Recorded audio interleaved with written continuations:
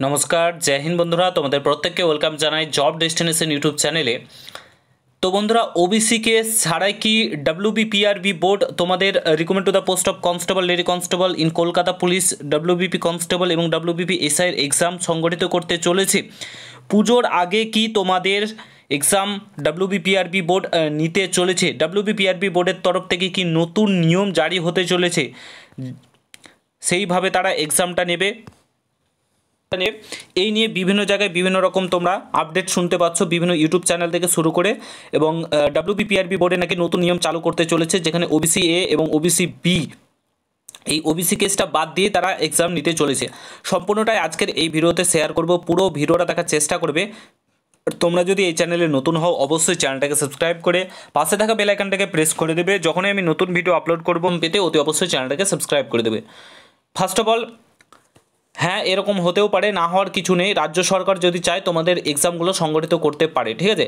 রাজ্য সরকার চাইলে তোমাদের এক্সাম নিতে পারে, ওবিসি কেস ছাড়াই, ওবিসি কেসকে বাদ দিয়ে তারা এক্সাম নিতে পারে যদি নতুন নিয়ম চালু করে। ওবিসি এ এবং ওবিসি বি যারা রয়েছে তাদেরকে এক করে দেবে, এরকম আপডেট পাওয়া যাচ্ছে। ওবিসি এ ওবিসি বি এক হয়ে যাবে, একটাই কাস্ট সার্টিফিকেট থাকবে। এবং তোমরা প্রত্যেকে জানো রাজ্য সরকার অলরেডি হার মেনে দিয়েছে যে 12 লক্ষ ওবিসি সার্টিফিকেট কলকাতা হাইকোর্ট বাদ দিয়েছিল, সেটা অ্যাকচুয়ালি বাতিল এবং ফেক, ঠিক আছে, জালি সার্টিফিকেট। তো সেগুলোকে মেনে নিয়েছে রাজ্য সরকার, নতুনভাবে সার্ভে শুরু করেছে। তো ওবিসি এ এবং ওবিসি বি বলে কোনো সার্টিফিকেট থাকবে না, জাস্ট ওবিসি সার্টিফিকেট থাকবে। এবং যারা 12 লক্ষ বাদ যাচ্ছে, রাজ্য সরকার ভোট ব্যাংকের জন্য তো কাউকে বাদ দেবে না, তাদেরকে ইডাব্লিউএসে অ্যাড করে দেবে। এবং ওবিসি এর যে শূন্যপদ সেটা কিছুটা ইউআরএ এবং কিছুটা ইডাব্লিউএসে মানে অ্যাড করে দেবে, ঠিক আছে? আশা করি বুঝতে পারছো। তো হতেও পারে নতুন নিয়মভাবে যদি নতুন নিয়মে তারা যদি তোমার অ্যাড করে দেয় এবং তোমাদের এক্সামগুলো সংগঠিত করাই তো খুব ভালো হয়। তবে সময় সাপেক্ষ, এগুলো করতে সময় লাগবে। তো পুজোর আগে তোমাদের এক্সাম কন্ডাক্ট করাতেই পারে ডাব্লিউবিপিআরবি বোর্ড, ঠিক আছে? চিন্তা করার কিছু নেই, জাস্ট প্রিপারেশনটাকে জোর কদমে চালাও, ডিমোটিভেট হয়ে না। তোমাদের পুজোর আগেও এক্সাম করাতে পারে, ঠিক আছে? পুজোর আগে অর্থাৎ ভোটের আগেই তোমাদের 26-এর ইলেকশন রয়েছে, 26-এর ইলেকশনের আগে তোমাদের জয়েনিং করে দিতে পারে, এটা তোমরা একদম নিশ্চিতভাবে থাকতে পারো। তো ভালোভাবে প্রিপারেশন নাও, এটাই তোমাদেরকে বলবো, জোর কদমে প্রিপারেশন চালাও।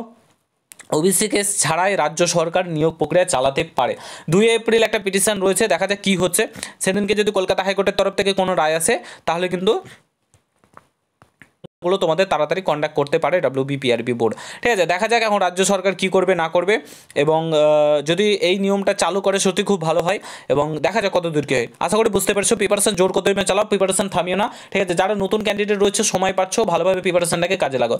তো আশা করি বুঝতে পারছো, ভিডিওটা আমি এখানে সমাপ্ত করছি। যদি ভালো লাগে প্রত্যেকের সঙ্গে শেয়ার করে, চ্যানেলে নতুন হলে অবশ্যই সাবস্ক্রাইব করে যাও। দেখা হচ্ছে নতুন ভিডিওর সঙ্গে। ভালো থেকো, সুস্থ থেকো, গুড বাই, জয় হিন্দ, বন্দে মাতরম।